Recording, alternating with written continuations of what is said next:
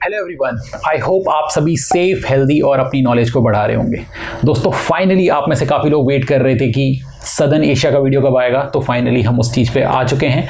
और वीडियो थोड़ा लेंदी होने वाला है, लेकिन अगर आप पूरी वीडियो देखेंगे तो डेफिनेटली आपको बहुत कुछ सीखने को मिलेगा। दोस्तों इस वीडियो में मुझे आपसे बात करनी है एक प्लेटफॉर्म जिसका नाम है ऑलिव बोर्ड। कोई भी आप में से अगर किसी भी एग्जामिनेशंस की प्रिपरेशंस कर रहा होगा तो हर एग्जाम प्रिपरेशन का एक बहुत इंपॉर्टेंट एस्पेक्ट होता है मॉक टेस्ट, या फिर जिसको हम टेस्ट सीरीज बोलते हैं। तो ऑलिव बोर्ड आपको प्रोवाइड करता है अलग अलग गवर्नमेंट एग्जामिनेशंस के लिए टेस्ट सीरीज या फिर मॉक टेस्ट। तो इस पोर्टल को आप जरूर चेक करें, इसका लिंक मैं आपको नीचे डिस्क्रिप्शन में दे दूंगा। वीडियो की डिस्क्रिप्शन में आपको एक लिंक मिलेगा जिससे आप फ्री मॉक टेस्ट दे सकते हैं, और अगर आपको ये पोर्टल अच्छा लगा तो फिर आप बाद में परचेज कर सकते हैं वहाँ पे मॉक टेस्ट।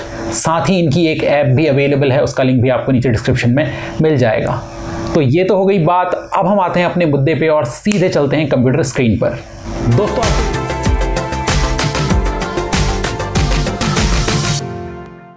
दोस्तों एशिया का हमने नॉर्दर्न पोर्शन देखा, फिर उसके बाद हमने ईस्टर्न पोर्शन देखा। ईस्टर्न पोर्शन के बाद हम चले गए थे सेंट्रल पोर्शन में, सेंट्रल के बाद हम गए थे वेस्टर्न पोर्शन में, और अब आज की वीडियो में हम देखेंगे हमारा ये वाला पोर्शन जिसको कहते हैं हम साउथ एशिया। जितना भी आपको ये ऑरेंज कलर में दिखाई दे रहा है ये है हमारा साउथ एशिया। तो चलिए शुरुआत करते हैं इस वीडियो की। हर कंट्री को डिटेल में जानने से पहले एक बार साउथ एशिया की ओवरऑल बाउंड्रीज देख लेते हैं। तो साउथ एशिया में आपको यहाँ पर सबसे पहले अफगानिस्तान देखने को मिलेगा, फिर उसके बाद पाकिस्तान, पाकिस्तान के बाद इंडिया, इधर आपको देखने को मिलेगा नेपाल, फिर यहाँ पर भूटान, और ये रहा बांग्लादेश। फिर नीचे की तरफ आएंगे तो ये है श्रीलंका, और यहाँ पर ये है मालदीव्स। उसके अलावा अगर वाटर बाउंड्रीज को देखें तो इस तरफ आपको देखने को मिलेगा अरेबियन सी, और इस तरफ है आपका बे ऑफ बंगाल, और नीचे का ये जो रीजन है ये आपको पता ही है इंडियन ओशियन। तो टोटल 8 कंट्रीज आपको यहाँ पर देखने को मिलेगी। और दोस्तों इन 8 कंट्रीज की एक कॉमन बात देखें तो ये 8 कंट्रीज हैं पार्ट सार्क का। सार्क की फुल फॉर्म की बात करें तो वो है south Asian association for regional cooperation. ये ऑर्गेनाइजेशन 1985 में फॉर्म हुई थी, और इसका जो 8th मेंबर है वो है अफगानिस्तान। अफगानिस्तान पहले इसका मेंबर नहीं था, ईयर 2007 में ये इसका मेंबर बना है। और दोस्तों जब हम सदर्न एशिया की बात कर रहे हैं तो उसमें आपको देखने को मिलेगा कि अफगानिस्तान एक लैंडलॉक्ड कंट्री है, चारों तरफ से लैंड मासेस से घिरा हुआ है ये। ऐसे ही नेपाल एक लैंडलॉक्ड कंट्री है, और भूटान भी एक लैंडलॉक्ड कंट्री है। उसके अलावा दोस्तों आपको देखने को मिलेगा इस रीजन में इंडस वैली सिविलाइजेशन। ये मैप में आप देख सकते हैं, जितना भी ये एरिया दिखाई दे रहा है ये सारा ये इंडस वैली सिविलाइजेशन का एरिया है। यहाँ पर आपको पता है इंडस रिवर फ्लो करती है, तो जहाँ पे रिवर्स होती हैं उसके आसपास ही ये सिविलाइजेशन आपको देखने को मिलेंगे। इसका जो मेजॉरिटी ऑफ द पोर्शन है आज का जो पाकिस्तान है उसमें आता है। इसके अलावा एक और टर्म है जो कि है Indian subcontinent. Indian subcontinent term भी यूज किया जाता है, लेकिन लेटली कुछ कंट्रीज को इस टर्म से दिक्कत होने लगी, तो अब जो टर्म यूज किया जाता है वो सदर्न एशिया फ्रीक्वेंटली यूज किया जाता है इंस्टेड ऑफ इंडियन सबकॉन्टिनेंट। तो ये तो हमने थोड़ा सा इंट्रोडक्शन देख लिया सदर्न एशिया का। अब जानना स्टार्ट करते हैं कंट्रीज को एक एक करके डिटेल में। तो सबसे पहले हम देखेंगे अफगानिस्तान। तो अफगानिस्तान के अगर ऑफिशियल नेम की बात करें तो वो है इस्लामिक रिपब्लिक ऑफ अफगानिस्तान। ये एक लैंडलॉक्ड कंट्री है। तो किन किन से ये लैंडलॉक्ड है, इस तरफ आप देख सकते हैं ईरान के साथ, ऊपर तुर्कमेनिस्तान के साथ, फिर यहाँ पर उज्बेकिस्तान के साथ, इस तरफ ताजिकिस्तान, और यहाँ पर एक छोटा सा एरिया है जहाँ पर ये इंडिया के साथ बाउंड्री शेयर करता है, फिर इस तरफ पाकिस्तान के साथ। उसके अलावा दोस्तों एक बहुत इंपॉर्टेंट लोकेशन हो जाती है ये जो आप देख रहे हैं ना, पतला सा ये जो एरिया है ये जो ऊपर उज्बेकिस्तान और नीचे इंडिया और पाकिस्तान को बॉर्डर शेयर करने से रोकता है। तो इस एरिया को कहा जाता है वखान कॉरिडोर। दोस्तों अफगानिस्तान की अगर थोड़ा हिस्ट्री में जाएं तो ईयर 1878 में अफगान एंग्लो वॉर होती है। एंग्लो मतलब ब्रिटिशर्स के साथ वॉर। आपको पता है कि ये वाला रीजन था जहां पर आज का इंडिया और पाकिस्तान है, यहाँ पर पहले ब्रिटिश इंडिया का राज हुआ करता था। तो 1878 में वॉर होती है इधर ब्रिटिश इंडिया और अफगानिस्तान के बीच में, जिसमें ब्रिटिशर्स को जीत मिलती है और ट्रीटी साइन होती है, और डिसाइड होता है कि अफगानिस्तान के जो फॉरेन मैटर्स हैं, विदेशी मुद्दे जो हैं, वो हैंडल करेगा ब्रिटेन। और इसी के चलते ईयर 1893 में इन्होंने एक बॉर्डर भी खींच दिया ब्रिटिशर्स ने। ये जो आज आपको ये बॉर्डर दिखाई दे रहा है अफगानिस्तान और पाकिस्तान के बीच में, ये बॉर्डर इन्होंने इसलिए खींचा कि ये ब्रिटिश इंडिया और अफगानिस्तान के बीच में एक बाउंड्री बनाना चाहते थे। अब उस समय ये जो बॉर्डर खींचने वाली ट्रीटी हुई उस समय जो यहाँ के किंग थे उनके साथ हुई, लेकिन जो वहां के लोग थे, अफगानिस्तान के लोग थे, वहां पर जो मेजॉरिटी ऑफ द पॉपुलेशन है वो पश्तून है। तो पश्तून जो लोग थे वो अलग हो गए इस बाउंड्री की वजह से। ये मेजरली ये वाला जो एरिया है यहाँ पर पश्तून ट्राइब रहती है, और इस तरफ पाकिस्तान में भी इधर का जो एरिया है यहाँ पर पश्तून ट्राइब रहती है। तो उनका कहना था कि हमारे जो पश्तून लोग हैं उनसे हमको अलग कर रही है ये बाउंड्री। तो ये बाउंड्री खींची गई 1893 में, लेकिन आज भी एट प्रेजेंट ये प्रॉब्लम का मुद्दा बनी हुई है बिटवीन अफगानिस्तान एंड पाकिस्तान। अफगानिस्तान का कहना है कि ये जो एग्रीमेंट हुआ था वो ब्रिटिशर्स के साथ हुआ था, ब्रिटिश इंडिया के साथ हुआ था, ना कि पाकिस्तान के साथ। तो हम इस बाउंड्री को नहीं मानते। और साथ ही उनका कहना है कि ये जो पश्तून लोग यहाँ पर रहते हैं पाकिस्तान में, उनसे ये बाउंड्री अलग करती है अफगानिस्तान के पश्तून लोगों को। और साथ ही अफगानिस्तान ये जो पश्तून जहाँ पे पश्तून वाला रीजन है ना पाकिस्तान का, उस एरिया को क्लेम भी करता है। वो कहता है कि ये पश्तून जो लोग हैं ये हमारे ही लोग हैं। तो इसीलिए वो इस बाउंड्री को नहीं मानता। और ईयर 2016 में जब पाकिस्तान ने यहाँ पर फेंसिंग करना स्टार्ट कर दी थी इस बॉर्डर पे, तो उसके बाद और ज्यादा जोर से विरोध होने लगा अफगानिस्तान में इसके खिलाफ। दोस्तों, अफगानिस्तान की अगर डेमोग्राफी की बात करें तो ये एक मुस्लिम कंट्री है। अगर एथनिसिटी की बात करें तो यहाँ पर करीबन 42% लोग हैं पश्तून, 27% जो लोग हैं वो हैं ताजिक्स। तो यहाँ पर ये मेजर एथनिसिटीज हैं। उसके अलावा यहाँ की अगर लैंग्वेज की बात करें तो यहाँ पर बोली जाती है दारी और दूसरी है पश्तो। करेंसी की अगर बात की जाए तो अफगानी यहाँ की करेंसी है। और दोस्तों, अफगानिस्तान मेजरली अगर उसकी डिपेंडेंसी देखी जाए तो वो एग्रीकल्चर बेस्ड इकोनॉमी है इनकी। और इनका जो सबसे ज्यादा पैसा लाने वाला क्रॉप है वो है ओपियम। ओपियम यानी कि अफीम। तो वर्ल्ड का सबसे ज्यादा ओपियम एक्सपोर्ट किया जाता है अफगानिस्तान के द्वारा। दोस्तों, एट प्रेजेंट तो अफगानिस्तान के इकोनॉमिकली कुछ हाल अच्छे नहीं हैं, लेकिन ऐसा माना जा रहा है कि अफगानिस्तान के पास ऐसे मिनरल्स प्रेजेंट हैं जिनकी वर्थ करीबन $3 ट्रिलियन की हो सकती है। तो इन फ्यूचर अगर ये बात सही होती है तो अफगानिस्तान को एक बहुत बड़ा बूस्ट मिलेगा इन मिनरल रिसोर्सेज की वजह से। अब बात कर लेते हैं अफगानिस्तान के फिजिकल फीचर्स की। तो अफगानिस्तान का जो मोस्टली एरिया है वो माउंटेन से भरा हुआ है। आप ये देख सकते हैं, इतना एरिया ये पूरा माउंटेन्स हैं इस रीजन में। नीचे का जो रीजन है इस तरफ आपको डेजर्ट देखने को मिलेगा। और यहाँ की जो मेन माउंटेन रेंज है उसका नाम है हिंदुकुश। हिंदुकुश आपको यहाँ से स्टार्ट होते हुए दिखेगी और ये आगे वखान कॉरिडोर का जो रीजन है वहां तक आपको देखने को मिलेगी। फिर यहाँ पर इधर का जो एरिया है ये ताजिकिस्तान और अफगानिस्तान का, यहाँ पर आपको देखने को मिलेगा पामीर नॉट। पामीर की पहाड़ियां देखने को मिलेंगी। और पामीर नॉट एक ऐसा एरिया है जहाँ पे इस तरफ से हिंदुकुश की पहाड़ियां देखने को मिलेंगी आपको। फिर जब आप इंडिया चाइना वाले रीजन में जाएंगे तो आपको हिमालयन रेंज देखने को मिलेगी। ऊपर की तरफ एक माउंटेन रेंज है जिसका नाम है तियान शैन। तो ये अलग अलग पहाड़ियां यहाँ पर आके मिलती हैं पामीर में, इसलिए इसको पामीर नॉट कहा जाता है। पामीर नॉट मतलब गांठ। तो हिंदुकुश माउंटेन में एक पीक है जिसका नाम है नौशाक। ये अफगानिस्तान की हाईएस्ट पीक है। इसकी हाइट है 7492 मीटर अबव सी लेवल। और ये आपको ये जो वखान कॉरिडोर का रीजन है वहां पर देखने को मिलेगी ये पीक। और अफगानिस्तान की कैपिटल की तो हम बात करना ही भूल गए। अफगानिस्तान की कैपिटल है काबुल। उसके अलावा दोस्तों, आप लोगों के लिए एक फैक्ट वो ये है कि अफगानिस्तान में एक जगह है जिसको कहते हैं बुद्धास ऑफ बामियान। ये लॉर्ड बुद्धा का एक स्टैच्यू हुआ करता था जिसको ईयर 2001 में तालिबान ने डिस्ट्रॉय कर दिया। पहले ये कुछ ऐसा दिखता था और अब ये कुछ ऐसा दिखता है। अफगानिस्तान के बाद नेक्स्ट कंट्री है पाकिस्तान। और पाकिस्तान को डिस्कस करने से पहले हम ये मैप देख लेते हैं। तो आप सभी को ये बात पता ही होगी कि जितना भी आपको ये रीजन दिखाई दे रहा है, पहले यहाँ पर ब्रिटिशर्स राज किया करते थे। इसको ब्रिटिश इंडिया की टेरिटरी कहा जाता था। तो ईयर 1947 में जब उन्होंने डिसाइड किया कि अब वो ये टेरिटरी छोड़ के जा रहे हैं, तो उन्होंने ब्रिटिश इंडिया को 2 हिस्सों में डिवाइड कर दिया। इस तरफ ये जो आपको एरिया दिखाई दे रहा है और ये जो एरिया आपको दिखाई दे रहा है, इनको इंडिया से अलग कर दिया गया और इन दोनों टेरिटरी को मिला के नाम दिया गया पाकिस्तान का। ये रिलीजन के बेसिस पे कंट्री बनाई गई। तो इस तरफ का जो रीजन था उसको कहा गया ईस्ट पाकिस्तान और इधर का जो रीजन था उसको कहा गया वेस्ट पाकिस्तान। ईस्ट पाकिस्तान वही रीजन है जो ईयर 1971 में पाकिस्तान से अलग होकर एक नए नेशन की तरह बना, जिसका नाम रखा गया बांग्लादेश। और ये जितना आपको ये ग्रीन या ब्लू कलर का रीजन दिखाई दे रहा है वो बना इंडिया। और ऊपर ये था कश्मीर। कश्मीर ने डिसाइड किया कि वो ना ही इंडिया को ज्वाइन करना चाहता है और ना ही पाकिस्तान को ज्वाइन करना चाहता है। वो एक सेपरेट नेशन की तरह ही रहना चाहता है। और अब जानते हैं पाकिस्तान को। तो पाकिस्तान का जो नाम है ऑफिशियल वो है इस्लामिक रिपब्लिक ऑफ पाकिस्तान। अगर इसकी बाउंड्रीज देखें तो इस तरफ ये ईरान के साथ बाउंड्री शेयर करता है, इधर अफगानिस्तान के साथ, इधर इंडिया के साथ। ध्यान रखना है आपको, इधर ये ताजिकिस्तान के साथ बॉर्डर शेयर नहीं करता बिकॉज ऑफ ये जो वखान कॉरिडोर का एरिया है इसकी वजह से। पाकिस्तान की कैपिटल है इस्लामाबाद। काफी लोग कंफ्यूज आते हैं, सोचते हैं कि कराची है। कराची नहीं है, कराची इनकी पुरानी कैपिटल थी। करंट कैपिटल है इस्लामाबाद। वर्ल्ड की 5th लार्जेस्ट पॉपुलेटेड कंट्री है और सेकेंड लार्जेस्ट मुस्लिम पॉपुलेशन है पाकिस्तान में, थर्ड लार्जेस्ट है इंडिया में। और आप लोगों को कमेंट में मुझे बताना है कि लार्जेस्ट मुस्लिम पॉपुलेशन कौन सी कंट्री में है।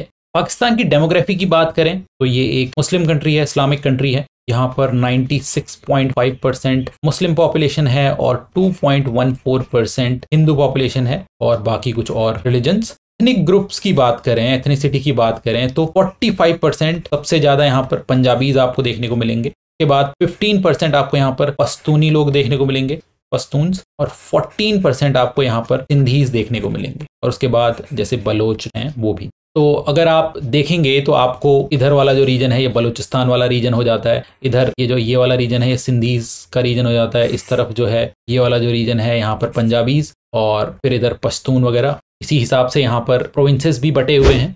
ये देखिए सबसे बड़ा प्रोविंस जो है इनका वो है बलूचिस्तान, यहाँ पर सिंध, ये फिर पंजाब, फिर ये है खैबर पख्तून, और ये बीच में जो आपको लाइन दिखाई दे रही है ये है दुरांत लाइन।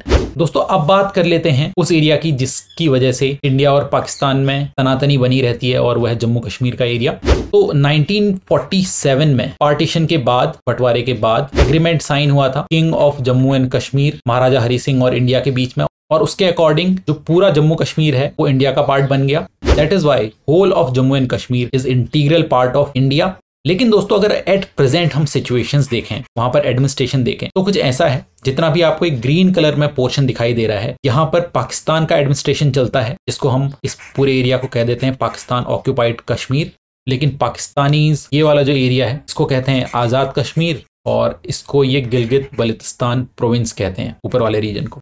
इस तरफ आपको ये जितना रेड कलर में रीजन दिखाई दे रहा है वो एरिया एडमिनिस्टर किया जाता है चाइना के द्वारा, और ऊपर ये सक्सगम वैली जो है ये वाला एरिया भी चाइना के द्वारा एडमिनिस्टर किया जाता है। उसके अलावा जितना आपको व्हाइट कलर में रीजन दिखाई दे रहा है और यहाँ पर लाइट ग्रीन में जो एरिया दिखाई दे रहा है वो एडमिनिस्टर किया जाता है इंडिया के द्वारा। और ये जो आपको लाइन दिखाई दे रही है यहाँ से लेकर ये यहाँ तक, इसको कहा जाता है लाइन ऑफ कंट्रोल, जो कि एक सीज फायर लाइन है। इसके इस तरफ पाकिस्तानी एडमिनिस्ट्रेशन चलता है, इस तरफ इंडिया का एडमिनिस्ट्रेशन चलता है। तो ये पॉइंट आपको ध्यान रखना है, NJ9842। फिर NJ9842 से ऊपर की तरफ आपको ये सियाचिन ग्लेशियर का एरिया देखने को मिलेगा, जो कि स्ट्रेटेजिक पॉइंट ऑफ व्यू से एक बहुत ही इंपॉर्टेंट लोकेशन है। यहाँ पर इंडियन फोर्सेस रहती हैं और ये वर्ल्ड का हाईएस्ट वॉर जोन एरिया बोलते हैं इसको। यहाँ पे एक पॉइंट पड़ता है जिसको कहते हैं इंदिरा कॉल। तो सियाचिन ग्लेशियर का जो यहाँ पर एंड पॉइंट है इसको कहते हैं इंदिरा कॉल। तो जैसे इसको हम बोलते हैं लाइन ऑफ कंट्रोल, इसी तरीके से ये जो लाइन है इसको नाम दिया गया है line of actual control, LAC कहते हैं इसको। और बाकी के भी बॉर्डर्स हैं इंडिया पाकिस्तान के बीच में और इंडिया चाइना के बीच में, जो हम थोड़ी देर बाद देखेंगे जब हम पर्टिकुलरली इंडिया को डिस्कस करेंगे। और पाकिस्तान के जो फिजिकल फीचर्स हैं वो भी हम जब इंडिया के फिजिकल फीचर देखेंगे तो साथ में ही देख लेंगे, ताकि आसानी से वो कवर हो जाएगा। तो जम्मू एंड कश्मीर हमने डिस्कस कर लिया कि क्या हालात हैं वहां पर एक्चुअली अभी, और अब बाकी का जो इंडिया का पोर्शन है उसको डिस्कस कर लेते हैं। तो इंडिया का ऑफिशियल नेम है रिपब्लिक ऑफ इंडिया, और ये एरिया के टर्म्स में वर्ल्ड की 7th लार्जेस्ट कंट्री है। पॉपुलेशन के टर्म्स में 2nd लार्जेस्ट आफ्टर चाइना। अगर बाउंड्रीज देखें तो इस तरफ हम पाकिस्तान के साथ बाउंड्री शेयर करते हैं, ऊपर यहाँ पर अफगानिस्तान के साथ, इस तरफ चाइना के साथ, इधर नेपाल के साथ, यहाँ पर भूटान के साथ, इधर म्यांमार के साथ, यहाँ पर बांग्लादेश के साथ। श्रीलंका से हम लैंड बॉर्डर शेयर नहीं करते हैं, और सबसे जो बड़ा लैंड बॉर्डर है वो हम शेयर करते हैं बांग्लादेश के साथ। इंडिया की अगर कैपिटल की बात करें तो वो है न्यू दिल्ली, और इंडिया की अगर लार्जेस्ट सिटी की बात करें तो वो है मुंबई। पिछली वीडियो में मैंने आपको बताया था कि ट्रॉपिक ऑफ कैंसर जो होती है, इसको कर्क रेखा बोलते हैं, वो यहाँ सऊदी अरेबिया से पास होती है, फिर UAE, फिर ओमान से पास होकर आगे बढ़ती है। तो फिर आगे कहाँ बढ़ती है? इंडिया में आती है, फिर इंडिया से ये बांग्लादेश में जाती है। ठीक है, इंडिया की अगर बाउंड्रीज की बात करें तो इस तरफ हम पाकिस्तान के साथ बाउंड्री शेयर करते हैं, और ये जो बाउंड्री है यहाँ ये वाली इतनी, इसका नाम है रेड क्लिफ लाइन।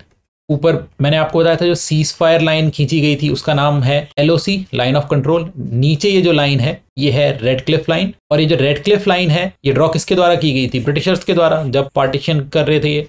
तो इस तरफ भी पार्टीशन हुआ था बंगाल में, तो ये जो बांग्लादेश वाला जो रीजन है इनके साथ भी जो हमारी बाउंड्री है उसको रेड क्लिफ लाइन ही कहा जाता है। चाइना के साथ अगर बात करें तो चाइना के साथ ये हमारी जो इस तरफ बाउंड्री है उसका नाम है मैकमोहन लाइन।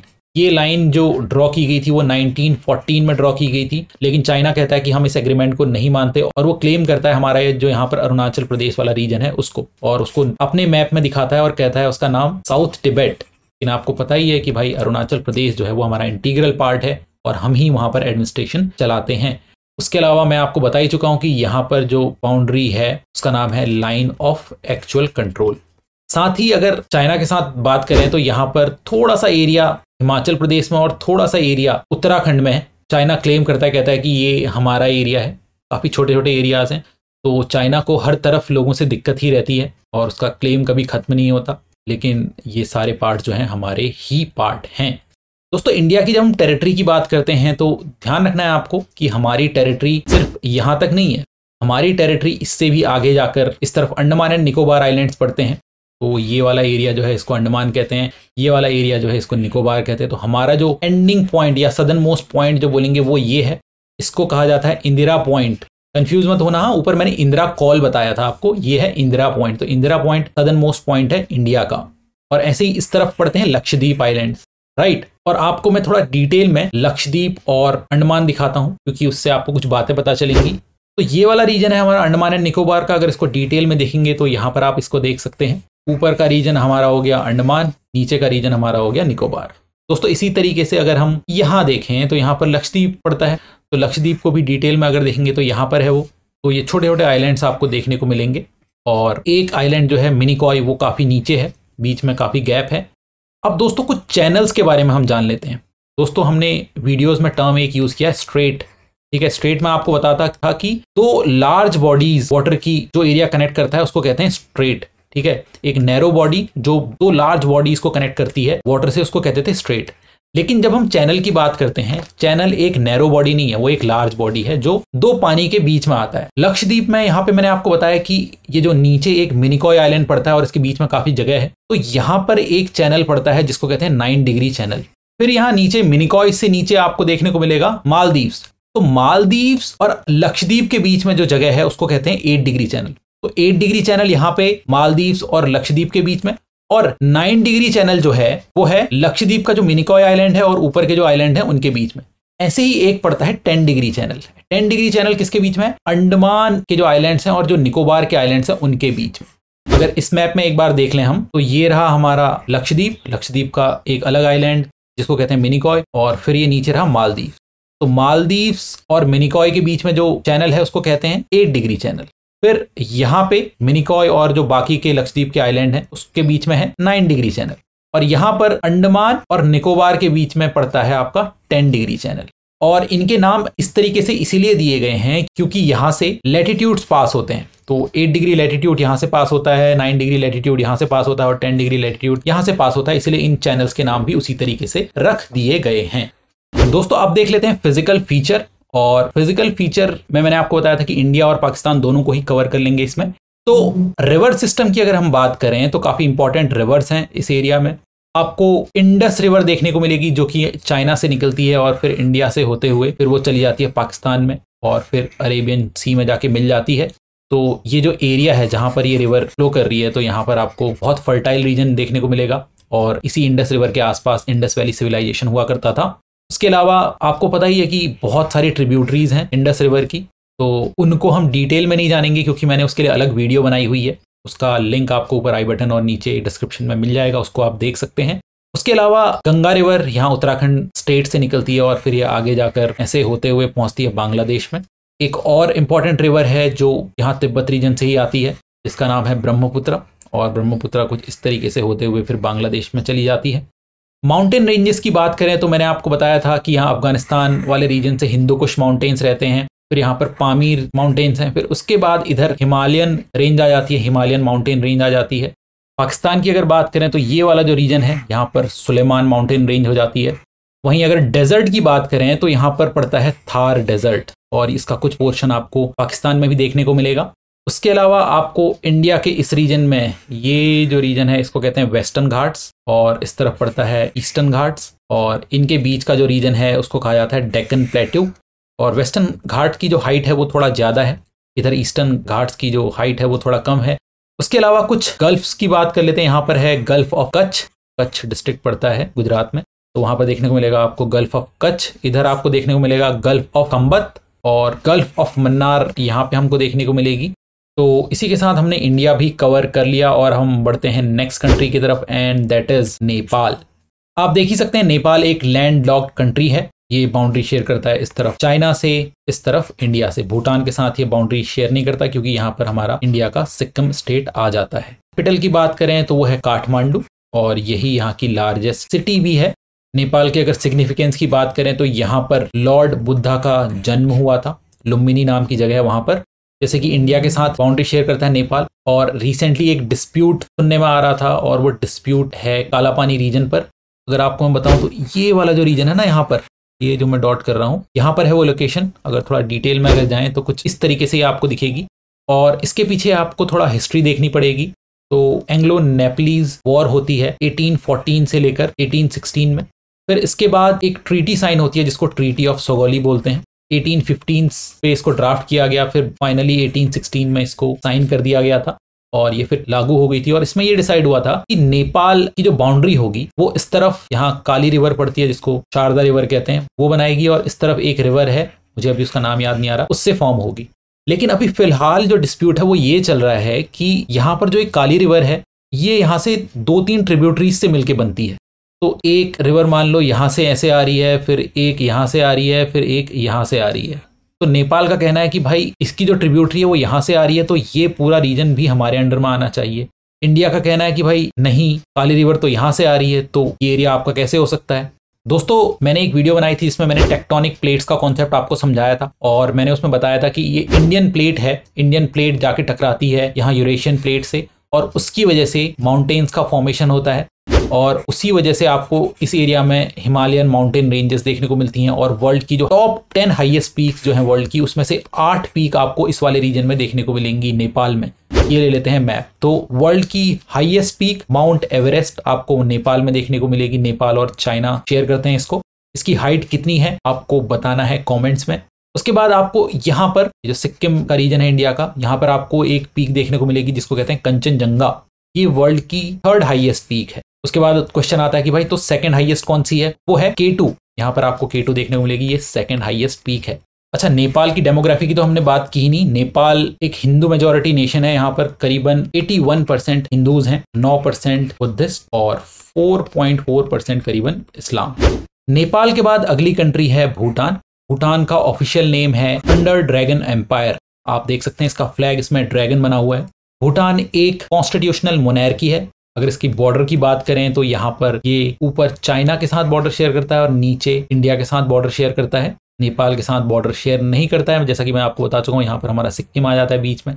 अगर भूटान का थोड़ा बड़ा मैप ले लें तो ये रहा। भूटान की कैपिटल है थिम्पू।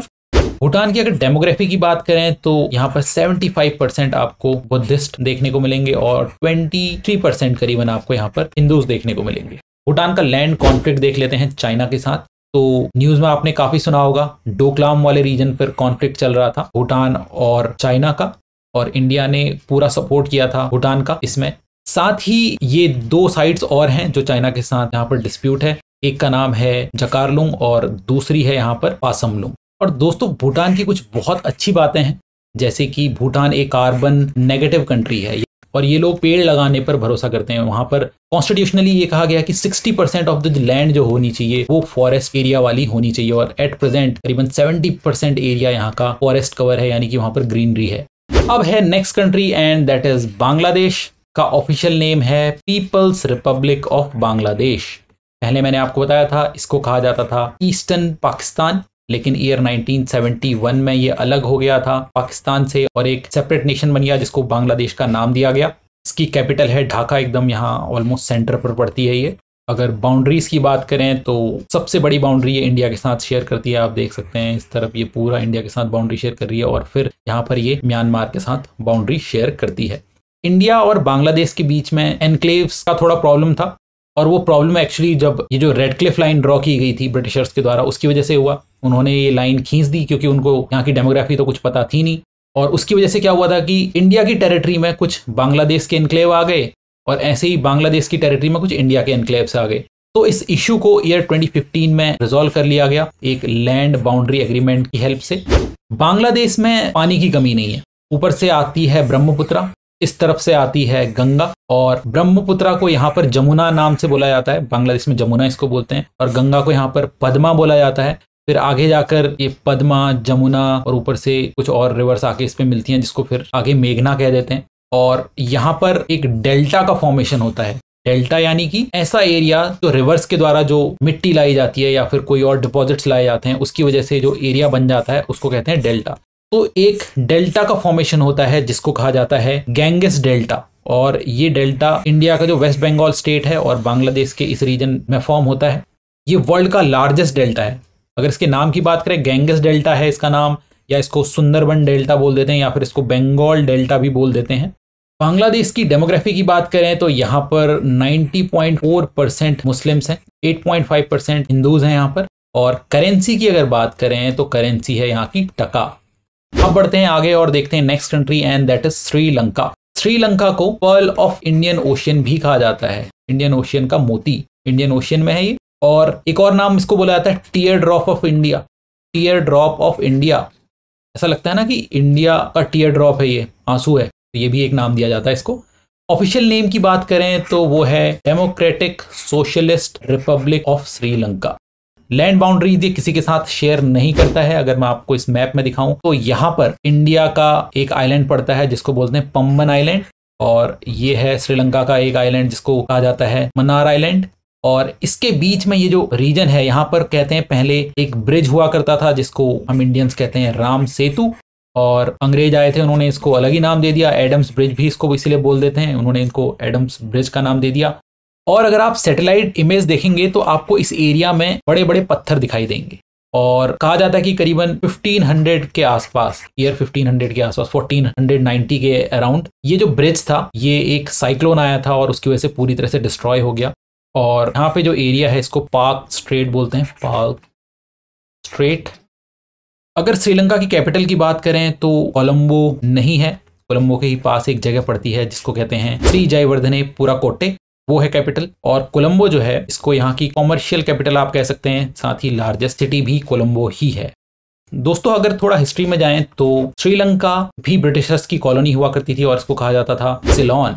लेकिन फिर ईयर 1948 में इसको इंडिपेंडेंस दे दी गई, और इंडिपेंडेंस जो थी वो फुली नहीं दी गई थी, एक डोमिनियन स्टेटस दिया गया था। डोमिनियन स्टेटस का मतलब है कि हाँ आप खुद से फंक्शन कर सकते हैं एज अ कंट्री, लेकिन आपका हेड जो होगा वो स्टिल क्वीन ऑफ ब्रिटेन ही रहेगी। लेकिन फिर ईयर 1972 में इसको फुल स्टेटस मिल गया एक रिपब्लिक नेशन का। फिर उसके बाद इसका नाम रख दिया गया श्रीलंका। यहाँ पर एक पोर्ट है हम्बनटोटा पोर्ट, जो कि श्रीलंका ने लीज पर दे दिया है, किराए पे दे दिया है चाइना को 99 ईयर्स के लिए। अगर श्रीलंका की डेमोग्राफी की बात करें तो यहाँ पर करीबन 70% आपको बुद्धिस्ट लोग देखने को मिलेंगे, ऑलमोस्ट 13% आपको यहाँ पर हिंदूज देखने को मिलेंगे, करीबन 10% आपको यहाँ पर मुस्लिम्स देखने को मिलेंगे, और करीबन 7% आपको यहाँ पर क्रिश्चियंस देखने को मिलेंगे। एथनिसिटी वाइज यहाँ पर करीबन 75% सिन्हलीज हैं, करीबन 15% तमिलियंस, और तमिलियंस में भी दो कैटेगरीज हैं, करीबन 11.2% श्रीलंकन तमिलियंस हैं और 4.2% इंडियन तमिलियंस हैं। श्रीलंका की करेंसी है श्रीलंकन रुपी, और अगर हम साउथ एशियन कंट्रीज की बात करें तो उसमें से हाईएस्ट लिटरेसी रेट है इनका। तो श्रीलंका के बाद अब आ गई आखिरी country, and that is Maldives. Maldives ये है 8 डिग्री चैनल यहाँ पे है, 8 डिग्री चैनल के नीचे मालदीव्स, और मालदीव्स को हम देखेंगे एक बड़े मैप के साथ। तो मालदीव्स का अगर ऑफिशियल नाम की बात करें तो वो है रिपब्लिक ऑफ मालदीव्स, और ये एशिया का सबसे छोटा कंट्री है। करीबन छोटे छोटे 1200 आइलैंड हैं, और इन 1200 आइलैंड में से करीबन 185 आइलैंड्स ऐसे हैं जहां पर लोग रहते हैं। कैपिटल की बात करें तो कैपिटल है माले। ये आइलैंड जो है इसमें माले, ये रहा माले, और माले ही लार्जेस्ट सिटी भी है मालदीव्स की। अगर इसके एरिया को देखें तो सिर्फ 6 किलोमीटर स्क्वायर का एरिया है माले का, तो इससे आप आइडिया लगा सकते हैं कि कितना बड़ा है मालदीव्स। और दोस्तों ये वर्ल्ड की लोवेस्ट लाइंग कंट्री है, यानी कि अगर सी लेवल से इसकी हाइट देखेंगे तो वो बहुत कम है। यहाँ का अगर हाईएस्ट पॉइंट की भी बात करें तो वो करीबन 5 मीटर ऊपर है सी लेवल से। तो कितनी लोवेस्ट लाइंग कंट्री है आप इससे आइडिया लगा सकते हैं। और इसी वजह से ऐसा माना जाता है कि इन फ्यूचर जिस तरीके से ग्लोबल वार्मिंग का इफेक्ट बढ़ रहा है और वाटर लेवल बढ़ रहा है ओशियंस में, चांसेस आर कि मालदीव्स धीरे धीरे डूब जाए, लेकिन वी होप कि ऐसा ना हो। डेमोग्राफी की बात करें तो ये एक मुस्लिम कंट्री है, करेंसी की अगर मैं बात करूं तो वो है मालदीवियन रुपया। और इसी के साथ हमने पूरा का पूरा सदर्न एशिया कवर कर लिया है और नेक्स्ट वीडियो में हम देखेंगे साउथ ईस्टर्न एशिया। दोस्तों आपको ये वीडियो कैसा लगा मुझे कमेंट्स में जरूर बताएं, अपना फीडबैक शेयर करना ना भूलें। और अगला वीडियो होने वाला है साउथ ईस्टर्न एशिया के ऊपर जो कि होगा एशिया का फाइनल वीडियो। अपनी हेल्थ का ध्यान रखें और अपनी नॉलेज बढ़ाते रहें। मैं आपसे मिलता हूं नेक्स्ट वीडियो में। टिल देन, जय हिंद, जय भारत।